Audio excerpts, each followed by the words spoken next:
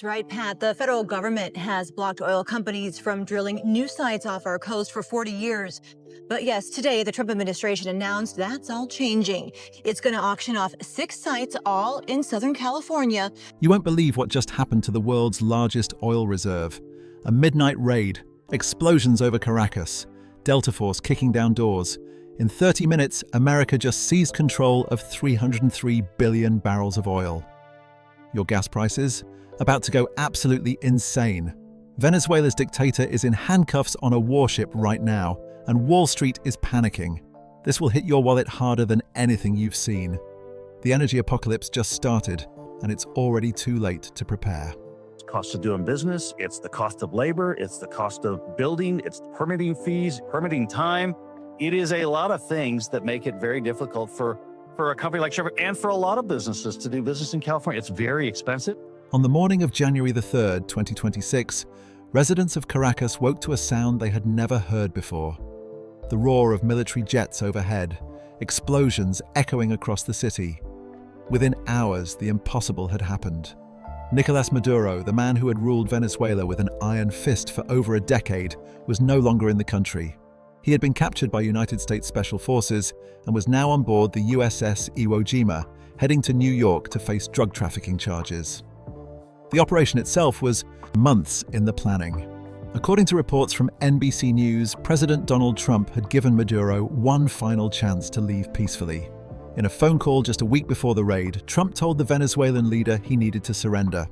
By that point, an entire fleet of American warships had positioned themselves off Venezuela's coast, including the USS Gerald R. Ford, one of the most advanced aircraft carriers in the world.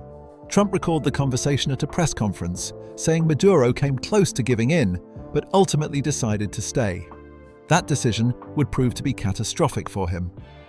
The military operation began in the early hours of Saturday morning. Helicopters flew at just 100 feet above the water to avoid radar detection, carrying Delta Force operators and law enforcement officials toward Maduro's fortified compound in Caracas. Other aircraft fired on Venezuelan air defense systems to clear a path for the extraction team. Explosions lit up the sky at Fort Tiuna, a massive military complex in the capital. According to White House officials speaking to multiple news outlets, by 1 a.m. Eastern Time, American soldiers had reached Maduro's residence, which Trump described as a heavily fortified military fortress. When Delta Force breached the building, Maduro and his wife Cilia Flores were taken completely by surprise. Maduro tried to reach a steel safe room, but did not make it in time.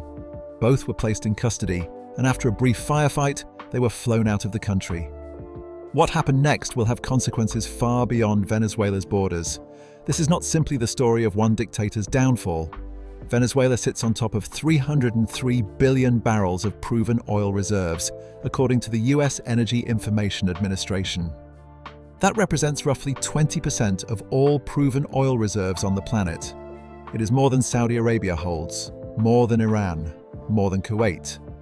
Venezuela has the largest proven oil reserve on Earth, yet most people outside the energy industry have no idea just how significant that is. The problem is that having oil in the ground and actually producing it are two very different things. Venezuela currently produces only about 1.1 million barrels of oil per day. That is less than 1% of total global oil production. Back in 1999, Venezuela was pumping 3.5 million barrels daily. Over the following 2 decades, production collapsed by almost 2 million barrels per day. The reasons are complex but largely come down to mismanagement, corruption, lack of investment, and international sanctions. The country's oil infrastructure has not been properly maintained or upgraded in 50 years. State oil company Petróleos de Venezuela, known as PDVSA, estimates it would cost $58 billion just to restore production to historic levels. Now let's talk about why Venezuelan oil matters so much, particularly to the United States. Not all crude oil is the same. Some oil is light and easy to refine. American oil, for instance, is mostly light sweet crude, which is excellent for making gasoline but not ideal for much else. Venezuelan oil is completely different. It is heavy and sour, meaning it is thick, dense, and difficult to process. However, this type of oil is exactly what many American refineries were designed to handle. Decades ago, when US oil production was declining, Refineries along the Gulf Coast were specifically built to process heavy crude from Venezuela and Mexico. These refineries operate far more efficiently when they have access to Venezuelan heavy crude rather than American light crude. Heavy crude is essential for producing diesel fuel, asphalt, jet fuel, and industrial fuels for heavy equipment. Diesel, in particular, is in critically short supply around the world right now. This shortage exists largely because of sanctions on both Venezuelan and Russian oil. Europe needs diesel. American trucking companies need diesel. Farmers need diesel to run their equipment. Construction companies need diesel for their machinery. When diesel is in short supply, prices rise.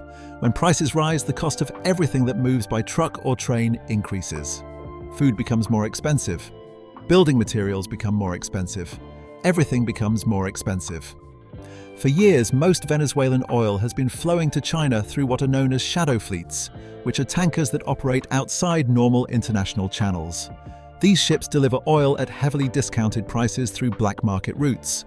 Back in 2013, when Maduro first took power, the United States was importing over 800,000 barrels per day from Venezuela. Today, according to energy analysts at Columbia University, only about 120,000 barrels per day reach American shores. The collapse in oil exports has devastated Venezuela's economy because the country depends almost entirely on oil revenue to bring in foreign currency. Without that money, the government cannot pay for imports, cannot maintain infrastructure, and cannot provide basic services. This economic collapse has triggered a humanitarian catastrophe that has forced more than 7 million Venezuelans to flee their country as refugees. President Trump announced on Saturday that the United States would now run Venezuela until what he called a safe, proper, and judicious transition could take place. He stated that major American oil companies would invest billions of dollars to rebuild Venezuela's broken oil infrastructure and restart production. Trump said these companies, which he described as the biggest anywhere in the world, would go in, spend the money needed, fix the infrastructure, and start making money for Venezuela. This sounds straightforward, but the reality is far more complicated. The first question is who actually runs Venezuela right now? This is not a simple question to answer. Venezuela's Vice President Delcy Rodriguez appeared on state television on Saturday evening demanding Maduro's release and calling the American operation an act of barbarity. She insisted that Maduro remains Venezuela's only legitimate president. However, Venezuela's Supreme Court issued a directive stating that she should assume the powers and duties of acting president. At the same time, Defense Minister Vladimir Padrino Lopez quickly moved to take control on the ground, while Interior Minister Diosdado Cabello, one of the most hardline figures in Maduro's regime, released a video surrounded by armed police condemning the United States intervention. Then there is the opposition. Maria Corina Machado is the leader of Venezuela's democratic opposition movement. She won the Nobel Peace Prize in October 2025 for her work promoting democratic rights in Venezuela. Machado and opposition candidate Edmundo Gonzalez claim they actually won Venezuela's presidential election in July 2024, but that the results were stolen through widespread fraud. International observers largely agree with this assessment. Machado has been in hiding for months, but on Saturday she emerged to declare that the hour of freedom had arrived. If the United States chooses to support Gonzalez and the democratic opposition, Venezuela could potentially transition to a functioning democracy. However, if the United States instead deals with Maduro's vice president and other regime remnants, many analysts believe the same problems will continue, including drug trafficking, mass migration, and influence from Cuba and Iran. According to experts speaking to CNN, at least 20% of Venezuela's population, possibly more, remain loyal to Maduro and the political movement known as Chavismo. Armed groups called colectivos, which are essentially paramilitary organizations funded by the regime, control entire neighborhoods in Caracas and other major cities. These groups have weapons, resources, and everything to lose if a democratic government takes power. Political prisoners remain locked up in jails across the country. The security forces are divided. Some military officers might support a transition to democracy, while others will fight to preserve their power and wealth. The situation is extremely volatile. This political instability creates an enormous problem for global oil markets. Venezuela's oil production will not recover quickly under these circumstances.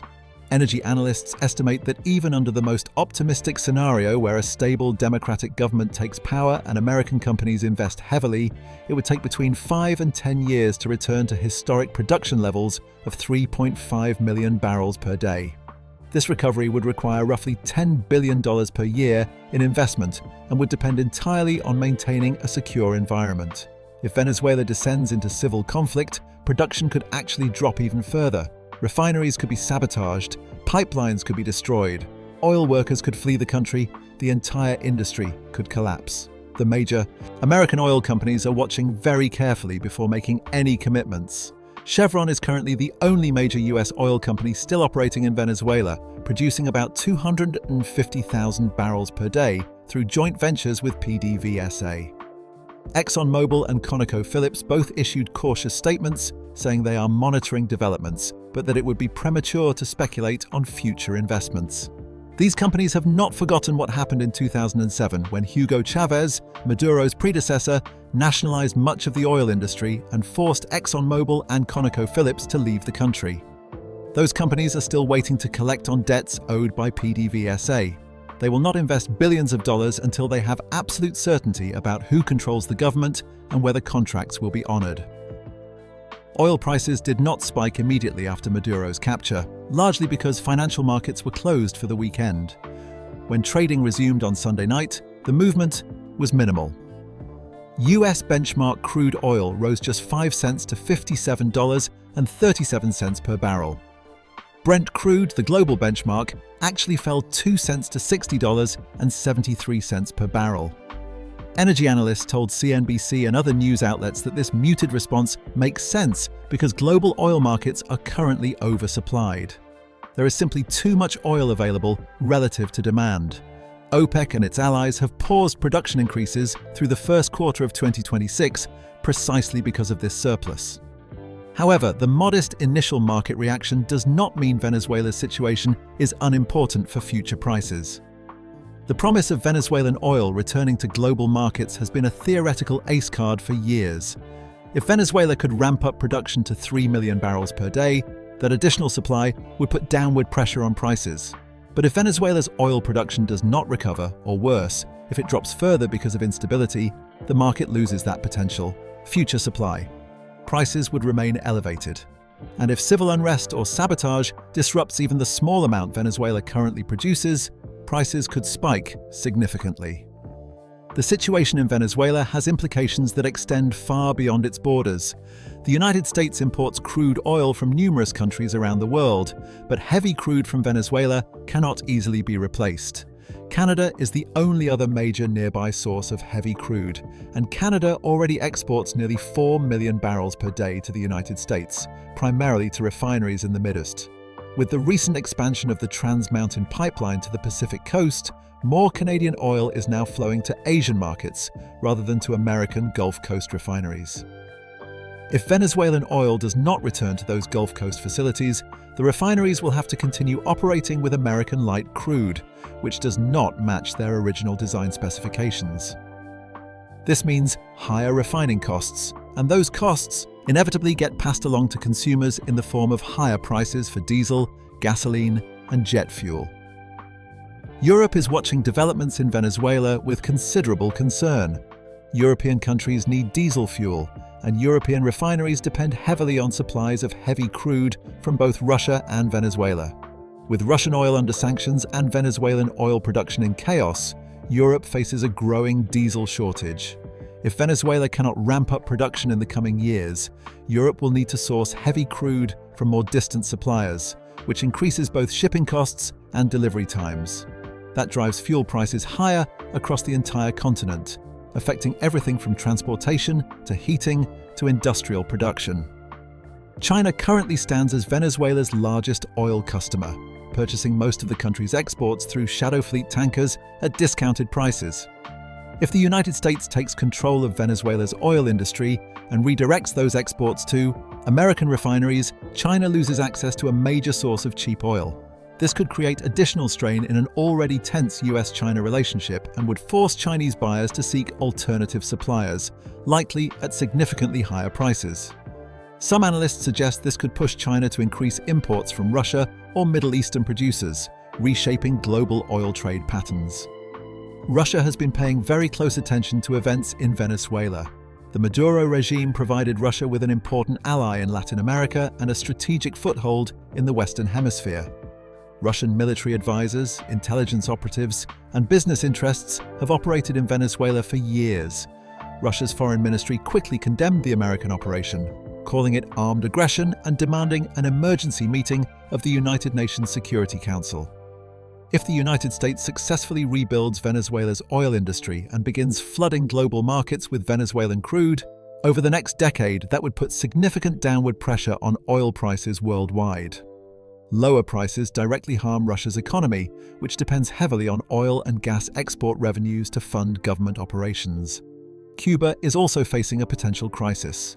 The Cuban government has depended on Venezuelan oil shipments for decades. Under Maduro, Venezuela sent subsidized oil to Cuba to help keep the island's struggling economy functioning. With Maduro removed from power, that critical lifeline has been severed. Cuba now faces the prospect of serious energy shortages, and reports suggest the Trump administration may be considering further actions regarding Cuba in the near future. The legal questions surrounding the American operation are substantial. Multiple countries and international organizations have raised concerns about the legality of the military strikes and Maduro's capture. The United Nations Charter prohibits the use of force against a state's territorial integrity or political independence except in cases of self-defense or with authorization from the Security Council. International law experts speaking to various news outlets have suggested that the American operation may constitute what is defined as the crime of aggression under international law. Self-defense requires that force be necessary, proportional, and in response to an imminent threat. Many legal scholars argue these conditions were not met in this case. Germany's Chancellor Friedrich Merz stated that the legal classification of the intervention is complex and that his government would take time to evaluate it properly. Latin American countries have reacted with a mix of cautious optimism and outright condemnation. Some nations see potential for a democratic transition in Venezuela that could stabilize the region. Others view the American military action as a dangerous precedent that violates international law and threatens sovereignty throughout the hemisphere. This division reflects broader tensions about American influence in Latin America and raises questions about how future regional cooperation might unfold. The nightmare scenario that concerns many analysts is the possibility of Venezuela descending into civil war. Multiple armed factions are currently positioned to fight for power. Maduro's loyalists within the government and military have substantial resources and weapons. The Colectivo paramilitary groups have proven their willingness to use violence to maintain control over territory. The democratic opposition has popular support but limited military capacity. If these groups cannot reach a peaceful settlement, Venezuela could face years of internal conflict. In such a scenario, oil infrastructure becomes a prime target. Sabotage attacks could shut down refineries and pipelines. Skilled oil workers might flee the country, taking irreplaceable technical knowledge with them. Production could fall even further than current levels. The United States has no diplomatic presence in Venezuela to help manage this transition. The American embassy closed in 2019, leaving Washington with no direct mechanism for governance or negotiation beyond phone calls and military presence. The historical record of American nation-building efforts does not inspire confidence. Iraq and Afghanistan stand as cautionary examples of what can go wrong when insufficient planning, unclear objectives, unrealistic timelines, and limited long-term commitment combine. President Trump campaigned against what he called forever wars, yet his administration has now committed the United States to running a foreign country with a fractured political system, armed paramilitary groups, and an oil industry in ruins. The economic consequences extend beyond energy markets. Venezuela's collapse has already produced more than 7 million refugees who have fled to Colombia, Brazil, Peru, the United States, and other countries. This represents one of the largest refugee crises in modern history. If Venezuela stabilizes and begins to recover, some of these refugees may eventually return home. If Venezuela descends into further chaos, millions more people could flee, placing enormous strain on neighboring countries that are already struggling to provide services and integration support for existing refugee populations. The drug trafficking dimension adds another layer of complexity. United States prosecutors allege that as much as 250 tons of cocaine moved through Venezuela annually by 2020. Criminal organizations like Tren de Aragua have used Venezuela as a base of operations and have expanded their activities into neighboring countries. If the Venezuelan government collapses completely, these criminal networks could grow even stronger, controlling territory and resources while corrupting whatever institutions remain. Defeating these organizations would require sustained effort over many years, with significant resources and consistent political will. Venezuela would represent an enormous achievement. A stable democracy with the world's largest oil reserves could become a reliable American ally. Production could gradually increase over the next decade, bringing more heavy crude to refineries and helping to lower fuel costs. Europe could gain access to Venezuelan oil, reducing dependence on Russia. Millions of refugees could return home, but achieving this success requires getting nearly everything right: political stability, security, rule of law, contract enforcement, massive investment, technical expertise, and most critically, patience. The next several months will reveal which direction Venezuela takes, and those developments will affect fuel prices, refugee flows, and geopolitical alignments for years to come.